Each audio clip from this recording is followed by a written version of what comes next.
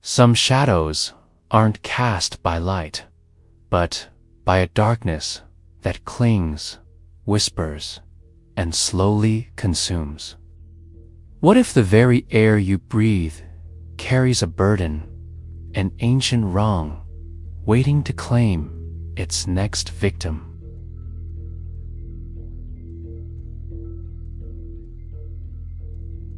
It started subtly, as most insidious things do. A misplaced key, a flickering light, the kind of mundane annoyances you shrug off with a sigh and a muttered curse. I'm Ethan, just your average guy living in a quiet, tree-lined suburb of Ohio, the kind of place where the biggest drama is usually a rogue squirrel in the bird feeder. Or so I thought. The cat appeared on my porch one Tuesday morning. Sleek obsidian black, with eyes that glowed an unnerving emerald green. It wasn't a scrawny stray. This cat looked like it belonged on a velvet cushion in a Gothic mansion. It just sat there, unmoving, staring at me with an intensity that made the hairs on my arms prickle. I tried to shoo it away, offered it some milk, even left out a bowl of tuna. It ignored everything, its gaze unwavering. It was just there, always watching. At first, I found it a little charming, a quirky addition to my otherwise predictable life. I'd catch glimpses of it out of the corner of my eye perched on the fence, lurking in the shadows of the oak tree, even once, I swear, sitting on my car roof. It never made a sound, no meow, no purr, just that silent, unsettling presence. I started calling it midnight, though it never responded. It didn't need to. Its presence was loud enough.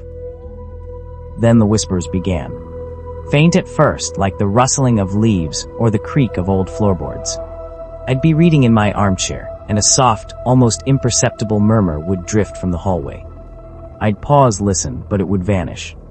I blamed the old house, the settling foundations, the wind playing tricks. But the whispers grew more distinct, more insistent.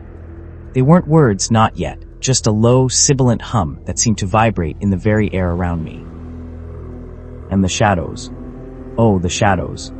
They started to dance.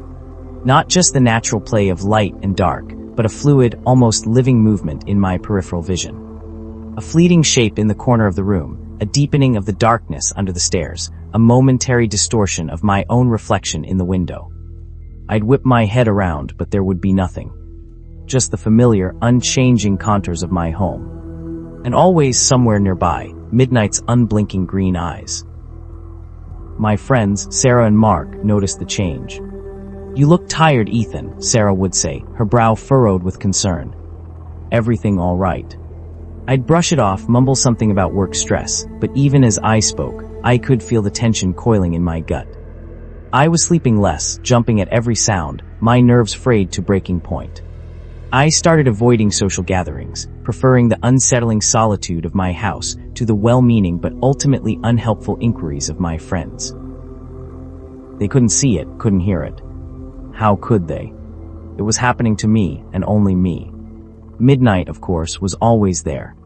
It would sit on my windowsill as I tried to sleep, a dark silhouette against the moonlit glass. Sometimes I'd wake in the dead of night, convinced it was staring at me from the foot of my bed, its eyes twin emeralds in the darkness. I'd snap on the light, and it would be gone, leaving behind only the lingering chill of its presence. I started to resent it, then to fear it. It was a harbinger, I was sure of it, a silent conductor of the creeping dread that was consuming my life. The whispers became words. Not clear, coherent sentences, but fragments, disjointed phrases that seemed to claw at the edges of my understanding. Lost, forgotten, the truth, they were always just out of reach, like a half-remembered dream. I'd pace my house, desperate to grasp their meaning, to understand what they were trying to tell me. Was it a warning? A confession? Or was I finally losing my mind? One evening, as I sat hunched over my kitchen table, tracing patterns on the condensation of a cold glass, midnight jumped onto the table. It was the first time it had ever initiated physical contact, and I flinched, my heart hammering against my ribs. It didn't rub against my leg or demand to be petted. Instead, it nudged an old, leather-bound journal that had been tucked away in a forgotten drawer for years. I hadn't even known it was there. Its eyes, those piercing green eyes, seemed to urge me on. Reluctantly, I opened the journal. The handwriting was faded, spidery, almost illegible in places. It was my great-grandfather's. He had been a recluse, a man whispered about in hushed tones by my grandparents, a man who had supposedly lost his way in his later years. As I read, a cold dread seeped into my bones. He wrote of whispers, of shifting shadows, of a black cat that watched him. He wrote of a growing paranoia, of friends and family who didn't understand, who thought he was mad. He wrote of a secret, a truth hidden within the very foundations of our family, a truth that had driven him to the brink. And then the entry stopped abruptly, mid-sentence, on a page stained with what looked suspiciously like dried blood. The whispers in my head intensified, mirroring the words on the page. Inherited, the bloodline, it's in you. I was no longer just hearing them. I was feeling them, a cold, invasive presence that burrowed into my skull. The lines between reality and delusion blurred, then shattered. I saw my great-grandfather's face in the shifting shadows, heard his desperate pleas in the wind whistling through the eaves.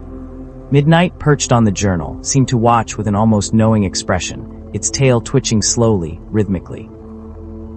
I became obsessed. I tore through old family records, dusty photo albums, anything that might shed more light on this chilling legacy. The house, once a sanctuary, became a labyrinth of secrets, each creak and groan a whisper of the past. I found old newspaper clippings, faded and brittle, detailing strange disappearances, unexplained illnesses, and sudden, inexplicable bouts of madness that had plagued my family line for generations. Always in the periphery of these accounts, a mention of a black cat, a silent observer, a harbinger of doom. The whispers were no longer fragments.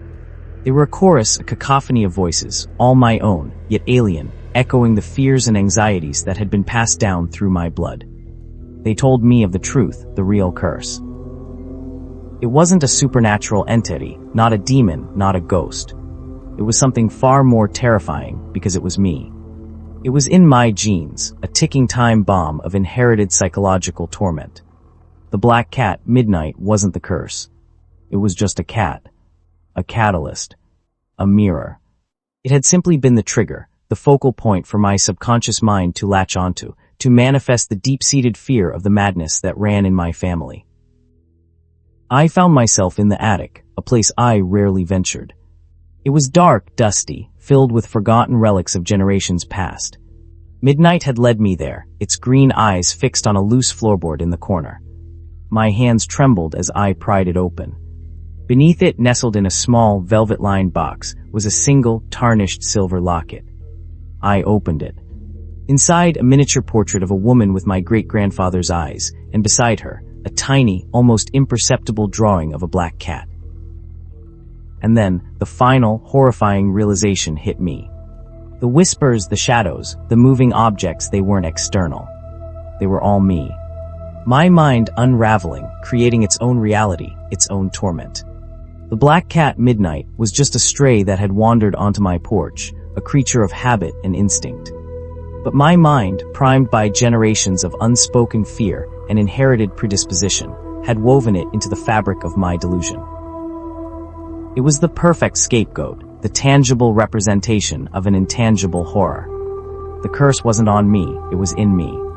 I looked at Midnight, who was now calmly grooming itself on a dusty trunk, utterly oblivious to the storm raging within me. It was just a cat. A beautiful, ordinary cat. And I, Ethan, was just another victim of a curse that had nothing to do with magic or malevolent spirits, and everything to do with the fragile, terrifying landscape of the human mind. The whispers were my own thoughts, amplified, distorted, turned against me. The shadows were my own fears, given form. And the black cat, the silent observer, was simply a reflection of the madness I had always carried within. I don't know how long I sat there in the attic, the locket clutched in my hand, the whispers now a deafening roar. My friends, Sarah and Mark, they tried to find me. They called, they knocked, they even came to the house. But I couldn't answer. I was too busy talking to the shadows, arguing with the whispers, trying to explain to Midnight, who was now curled up asleep, that it wasn't its fault. It was never its fault. It was mine. All mine. They found me eventually, huddled in the corner of the attic, muttering to myself, my eyes wide and unseeing. They said I was rambling about a black cat, about whispers, about a family curse. They didn't understand. How could they?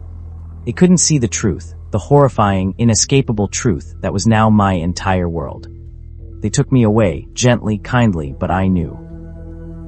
I knew I was just another name in the long, tragic lineage of my family, another soul consumed by the whispering shadow that had always been lurking, not in the darkness outside, but deep within. And as they led me out, I caught a glimpse of midnight, sitting on the porch, watching with those unnervingly intelligent green eyes. Just a cat. Just a cat.